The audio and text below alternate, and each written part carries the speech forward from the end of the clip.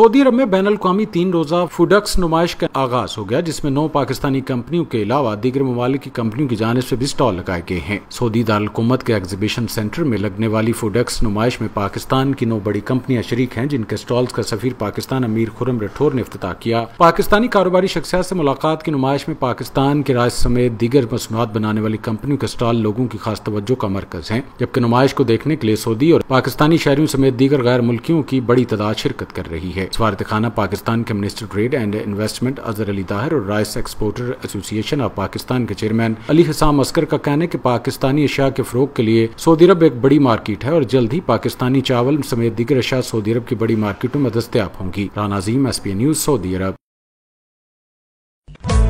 Sitara sweets and bakers 15 साल से आपकी खुशियों को जगमगाने वाला सितारा मक्खन से तैयार करदा स्पेशल बेकरी आइटम्स, फ्रेश और खस्ता फास्ट फूड। सितारा की मिठाई के जायके ऐसे जो आप भूल ना पाएं। बर्थडे और वेडिंग केक तैयार करवाएं जैसा आप चाहें। बेकर्स की दुनिया का एक ही सितारा, Sitara sweets and bakers, near staff Gala, Sargodha road, Gujarat.